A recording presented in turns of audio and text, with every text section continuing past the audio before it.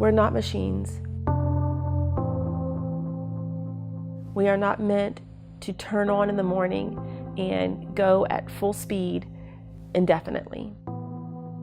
We reached some level of having turned the gears up high enough that our own human vulnerabilities were exposed. Patients felt like we as doctors weren't real people anymore. Medicine is a stressful profession. It's really important for us to be able to stay grounded. The stress of medical school is unlike anything I could have ever expected. Everything feels like it's high stakes, that your very future and happiness depend upon every score, every test, every assessment. You stop being your true self and stop wanting to take care of yourself and losing sight of kind of who you are. There is not a day goes by that I don't have some kind of email alert about a new study about physician burnout. 30 to 60% of those people have elements of moderate to severe burnout. At the end of the day, we're here to take care of patients. But if we don't take care of ourselves, and if we're not cognizant about providing that care in a humanistic, compassionate way, we know that the outcomes are going to be worse. That is a public health crisis.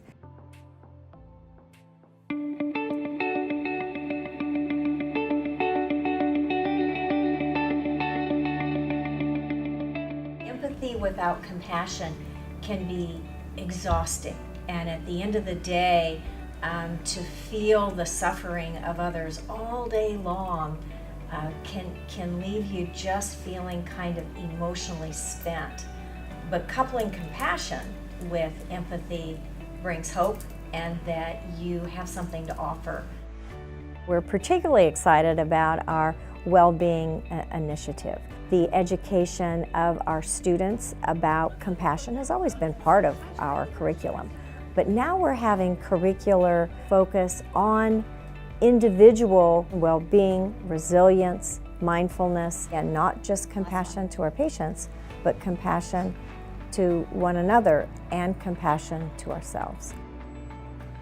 So what we're evolving is a selective process where at the beginning of medical school, we'll ask the medical students to be aware that each year they have to pick something. They can cook, they can do yoga, they can meditate. At the end of 4 years, you must have done 4 electives that allow you to be someone who practices mindfulness and develops a sense of settling of your mind. The mindfulness program offers different courses like Tai Chi, yoga, Koru, One Mindful Moment, even puppy therapy.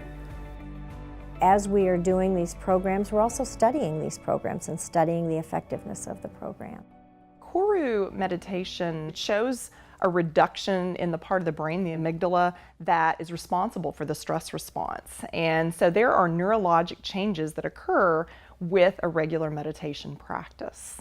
I think a lot of our stress is because we're so disconnected by the technology, but in these classes we connect, and then when the participants see each other on campus later, they're friends now.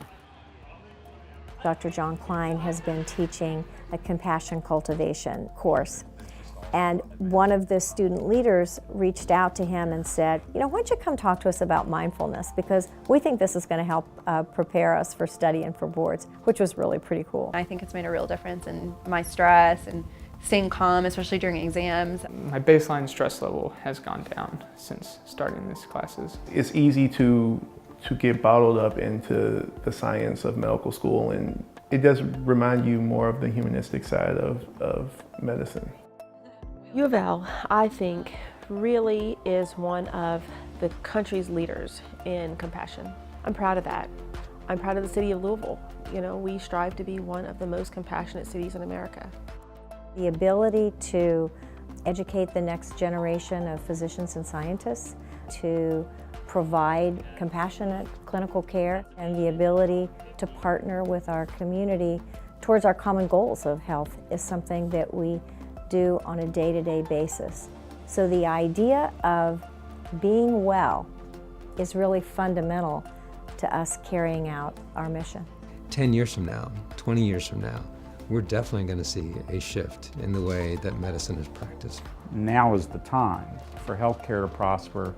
We can't continue in the ways that we have in the past.